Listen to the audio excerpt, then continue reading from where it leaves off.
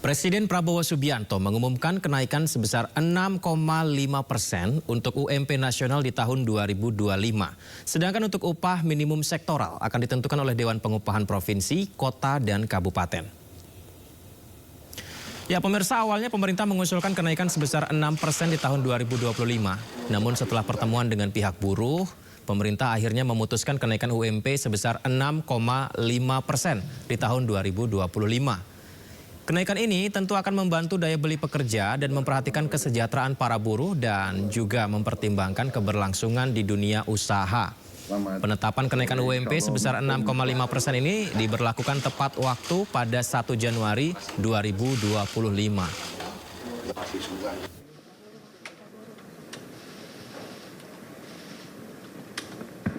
Menteri Tenaga Kerja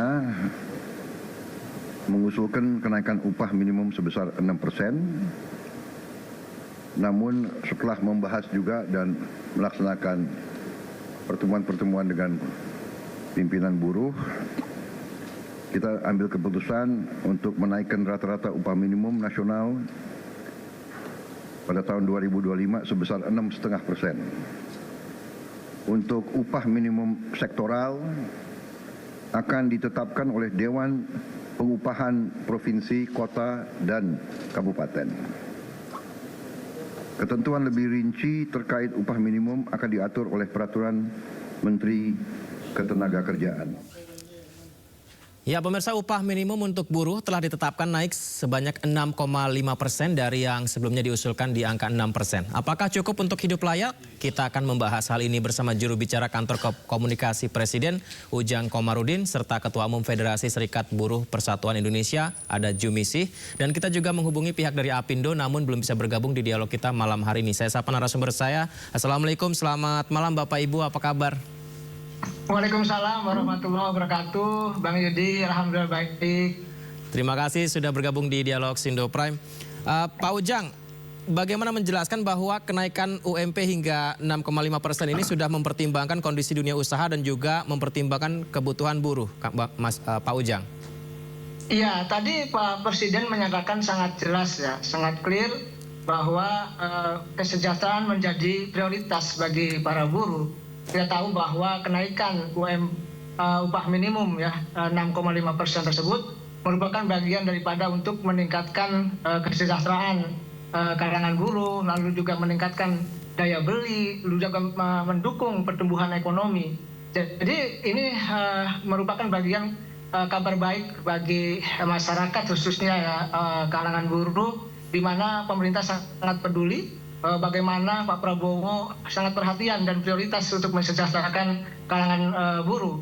Oleh karena itu 65% adalah angka yang menurut saya yang bagus, yang baik ya untuk harmonisasi ya, untuk keseimbangan jalan tengah antara kepentingan buruh dengan kepentingan dunia usaha. Dan ini tentu sudah dikaji sangat dalam oleh Pak Presiden terkait dengan kenaikan tersebut. Bagaimana Pak Presiden mempersiapkan upah minimum tersebut ya menjadi bagian daripada tadi bagaimana menciptakan kesejahteraan bagi kalangan buruh, di saat yang sama juga tentu untuk menciptakan keseimbangan bagi para buruh dan dunia usaha agar betul-betul buruh juga sangat bahagia, gembira dengan kenaikan 6,5% tersebut. Di saat yang sama juga tidak merugikan kalangan dunia usaha.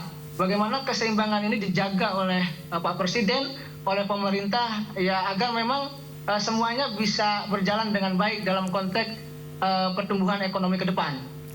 Baik, menjaga keseimbangan untuk pengusaha serta kesejahteraan jadi prioritas untuk kaum buruh. Kenaikan 6,5% juga untuk mendukung kebutuhan buruh. Ibu Jumisih, naik 6,5%. Cukupkah itu Ibu Jumisih?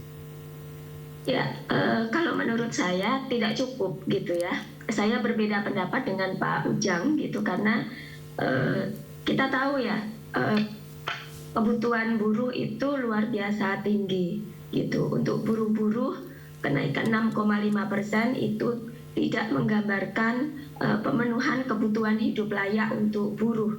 Apalagi tadi disebutkan bahwa ini juga akan ada kenaikan UMSP gitu, dan kita tahu bahwa pada saat kita berhitung soal UMSP itu landasannya adalah UMP. Jadi kalau misalnya kenaikannya cuma 66,5%, itu tidak akan memenuhi kebutuhan hidup buruh. Jadi yang disampaikan oleh Pak Ujang soal keseimbangan, soal kesejahteraan, bagi saya itu tidak terjadi karena sebetulnya ini Pak Presiden justru malah hanya memikirkan dunia usaha, tidak memikirkan bagaimana kondisi dan situasi ketenagakerjaan saat ini yang harga-harga kebutuhan itu terus melejit gitu. Kita bandingkan saja misalnya ya, pada saat kenaikan upah buruh itu sudah disambut dengan kenaikan harga barang dan jasa, harga kos-kosan naik, harga beras, harga minyak, harga biaya pendidikan, kesehatan dan seterusnya itu naik. Apalagi terakhir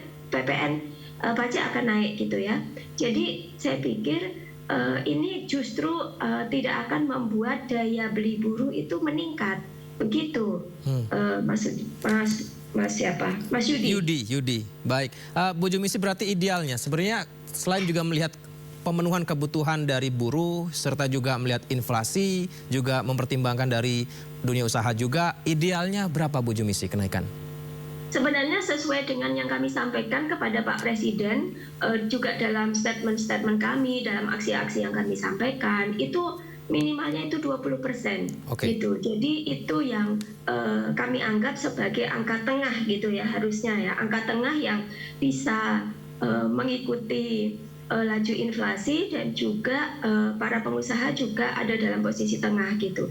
Tetapi ternyata Pak Presiden hari ini mengumumkan hanya naik 6,5%. Itu artinya ini sama dengan situasi yang terjadi pada tahun 2015 di mana ada PP 78. Kita ditekan supaya kenaikan upah tidak boleh lebih dari 10% gitu, dan sejak tahun 2015 memang praktis tidak pernah ada kenaikan upah buruh lebih dari 10%. Dan bagi kami ini adalah upaya sistematis yang dilakukan oleh negara untuk apa? Untuk menekan daya beli buruh, dan ini tidak akan berdampak apa-apa untuk meningkatkan kesejahteraan pekerja. Jadi ini hanya cukup untuk mempertahankan hidup buruh, bukan untuk naik ke level kesejahteraan. Bu Jumisi, kalau kita lihat dari ke belakang, UMP naik hingga double digit, berarti terakhir itu kalau tidak salah pada sejak 2017 ya? Di atas 10%. Sejak tahun 2015 itu tidak pernah naik lebih dari 10%. Naik lebih dari 10%. Oke. Tidak pernah. Baik, Pak Ujang, Presiden justru malah hanya memikirkan dunia usaha karena harga kebutuhan terus melejit, kaum buruh ini menjerit, biaya makan, minum, pendidikan ini sangat tinggi. Kenaikan 6,5% tidak mewakili kebutuhan buruh. Bagaimana menjawabnya? Ya, tentu Pak Presiden sudah berhitung ya terkait dengan kondisi APBN gitu. Lalu juga terkait dengan tadi pengembangan dunia usaha atau pertumbuhan ekonomi juga, lalu perhatian terhadap buruh.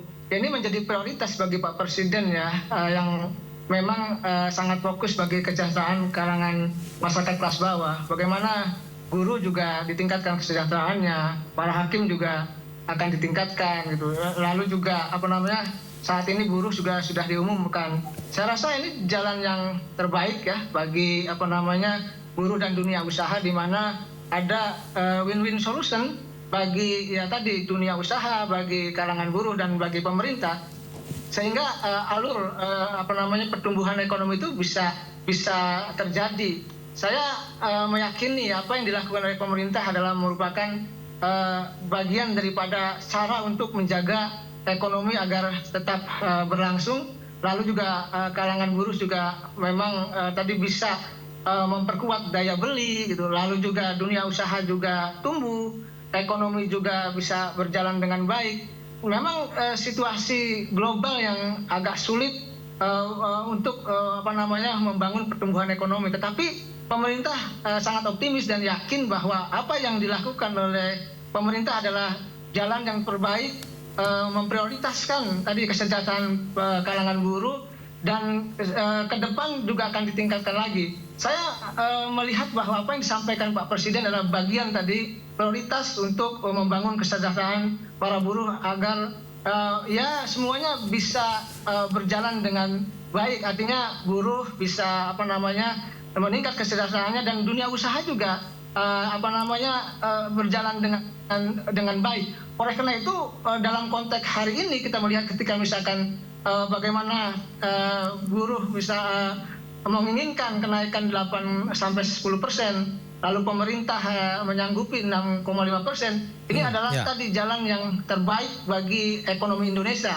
untuk memang melindungi ekonomi agar tumbuh, lalu juga di saat yang sama pengusaha juga bisa menjalankan usahanya dengan lancar. Di saat yang sama juga buruh juga meningkat kesejahteraannya. Saya yakin ya apa yang menjadi kebijakan pemerintah adalah kebijakan win-win solution untuk seluruh rakyat Indonesia, khususnya kalangan buruh. Jadi dalam konteks ini Pak Presiden ingin buruh menjadi prioritas untuk ditingkatkan kesejahteraannya. Bagaimana misalkan ada program tambahan dari Pak Presiden untuk bisa meningkatkan kesejahteraan para buruh, program makan bergizi bagi anak-anak dan ibu hamil. Ini juga merupakan bagian daripada program tambahan, dan kita tahu bahwa program tersebut menyasar dari kalangan bawah termasuk kalangan buruh. Lalu juga ada program keluarga harapan, kita sama-sama tahu juga itu menyentuh kepada kalangan kelas bawah termasuk kalangan buruh.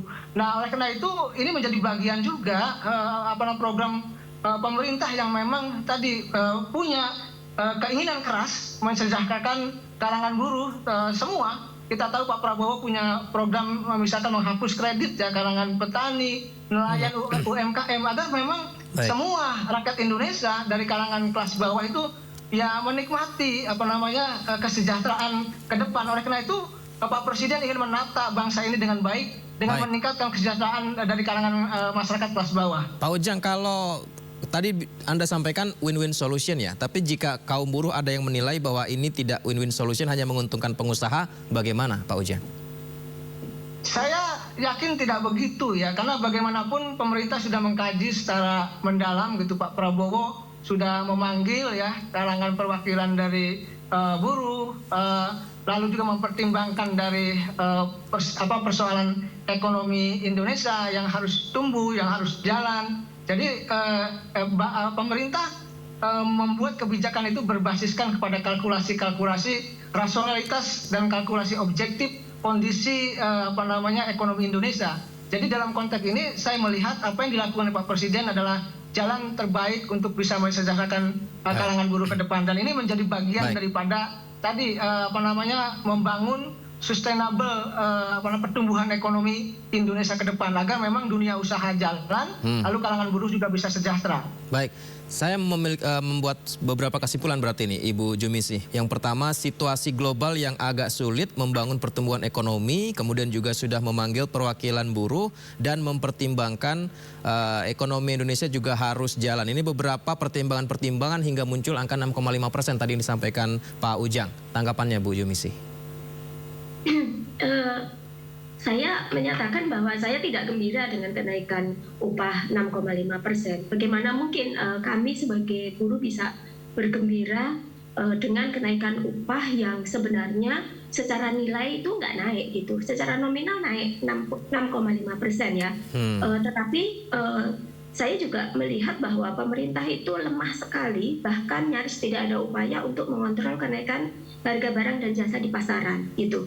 Bagaimana kita bisa enjoy, bisa gembira, bisa memanfaatkan kenaikan upah untuk meningkatkan kesejahteraan kami dan keluarga, itu sangat sulit gitu. Jadi saya tetap berpendapat bahwa yang diselamatkan oleh Pak Prabowo ini hanya kepentingan dunia usaha, bukan dunianya kelas pekerja yang saat ini kok malah semakin dikorbankan oleh pemerintah gitu. Pada saat pemerintah membuat hitung-hitungan gitu, seharusnya yang harus diperhitungkan adalah kelas pekerja sebagai masyarakat atau rakyat yang jumlahnya mayoritas di Indonesia. Dan pada saat kita berpikir soal peningkatan daya beli, ya peningkatan daya beli itu didapat dari mana? Yaitu kenaikan upah gitu.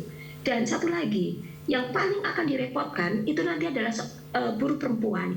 Buruh perempuan itu in basic ya, dia itu memanajemen pengeluaran dalam keluarga, mulai dari pendidikan, makan, kesehatan, anak dan seluruh keluarga gitu. Jadi buruh perempuan yang paling direpotkan. Dan kemudian dalam perkembangannya di tahun-tahun terakhir, kenaikan upah yang tidak pernah mencapai lebih dari 10% itu membuat banyak teman-teman buruh yang terjerat rentenir. terjerat Ya. pinjol, pinjaman online, dan itu sangat menyulitkan bagi buruh untuk meningkatkan taraf hidupnya gitu. Jadi terkait juga dengan program makan bergizi dan Insentif ibu segala macam hamil. program yang tadi disampaikan Ya. gitu. Sebetulnya itu menguntungkan dunia usaha gitu. Ini kan kayak semacam charity ya. Tetapi kalau mau berdampak jangka panjang, itu adalah bagaimana targetnya itu betul-betul sampai kepada masyarakat ke bawah, dan nilai upah itu harus nilainya dua, naik secara nominal dan naik secara value. Jadi daya serap terhadap upah itu bisa lebih tinggi. Begitu. Jadi kalau misalnya ada perwakilan buruh yang hari ini dipanggil gitu, saya kok menyayangkan ya. Kenapa gitu? Kenapa bisa hanya 6,5%? Kenapa tidak bisa lebih dari 10% gitu? Karena sebetulnya itu yang diharapkan. Sama poin yang kedua saya adalah kesanggupan Pak Prabowo untuk menghandle kenaikan harga barang dan jasa di pasaran itu seperti apa gitu. Baik, artinya mungkin yang ingin Anda sampaikan adalah secara nominal naik, tapi harga barang dan jasa juga naik. Jadi ini seperti tetap tidak ada lebihnya, begitu ya, Bu Jumisi? Betul, betul. Setiap hari kami itu berhitung ya. Setiap hari kami berhitung biaya kontrakan, biaya transportasi, makan, biaya pendidikan anak-anak kita, kesehatan gitu. Itu menjadi kebutuhan pokok. Terutama juga soal tempat tinggal ya. Kalau buruh yang dia masuk ke dalam kawasan-kawasan industri, yang utamanya industrinya di perkotaan, itu tuh kan ngekos ya, dan biaya kos itu cukup tinggi loh di daerah-daerah kawasan industri, dan itu menyerap banyak. Satu lagi juga soal anggaran untuk daycare. Sampai sekarang itu pemerintah itu belum mengupayakan bagaimana ada daycare untuk anak-anak pekerja gitu. Jadi saya pikir ini juga perlu direalisasikan, karena biaya daycare atau pengasuhan anak buruh itu juga mengambil sekitar 10-20% dari upah yang diterima oleh buruh selama ini gitu. Jadi upah itu jangan diputuskan berdasarkan kebutuhan hidup untuk buruh yang lajang. Karena buruh itu kan juga ada yang berkeluarga, ada yang anak 1, ada yang anak 4. Itu bagaimana memperhitungkan itu? Itu yang belum dihitung oleh pemerintah. Begitu Mas Yudi. Baik, Pak Ujang, dengan detail banyak yang disampaikan Ibu Jumisi tadi, mungkin gambaran sederhananya begini ya, ketika ada buruh yang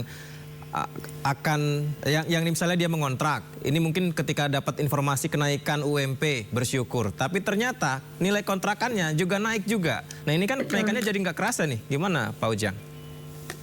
Ya tentu pertama harus menjadi sesuatu yang harus kita hormati apa yang disampaikan oleh Pak Presiden ya. Kalau saya ingin mengatakan bahwa ini kebijakan yang menjadi solusi untuk tadi meningkatkan kesejahteraan. Karena bagaimanapun tadi selaras dengan apa yang dilakukan Pak Prabowo juga terkait dengan petani, nelayan, UMKM, termasuk kalangan buruh yang memang Pak Presiden punya prioritas terkait dengan kesejahteraan mereka semua. Nah dalam konteks kenaikan upah ya 6,5% tersebut, ini menjadi bagian tentu kepedulian dari Pak Prabowo ya, kenaikan yang tentu akan diperjuangkan kembali ya ke depan. Pak Prabowo tidak berhenti hanya di angka 6,5%, tentu akan menjadi prioritas kesejahteraan ke depan.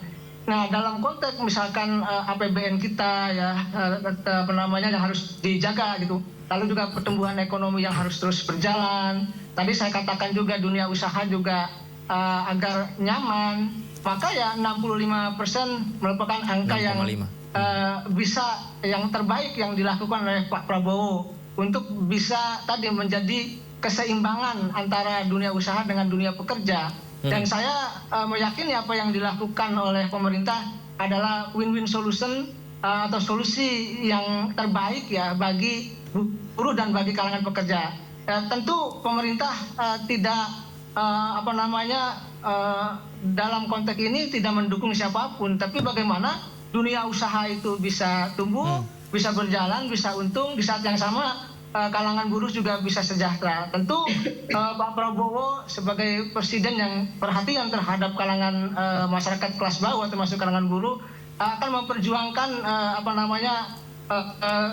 upah ini ya terus ke depan agar menjadi prioritas bagi kesejahteraan kalangan buruh. Baik. Dan komitmen itu kan harus dijaga ya. Komitmen itu harus bisa direalisasikan oleh Pak Presiden. Dan saya meyakini apa yang dilakukan oleh pemerintah menjadi bagian tadi solusi bagi dua kekuatan kalangan buruh dan kekuatan dunia usaha. Ini kan harus dijaga oleh pemerintah, dijaga oleh Pak Presiden. Dan angka 65 adalah angka yang menurut hemat saya angka yang terbaik apa yang bisa dilakukan oleh Pak Presiden. Begitu. Tadi disampaikan Bu Jumisi 20% ya Bu Jumisi ya, yang ideal untuk kenaikan yang diharapkan untuk bisa mencapai hidup ideal kaum buruh, betul ya Bu Jumisi ya? Iya.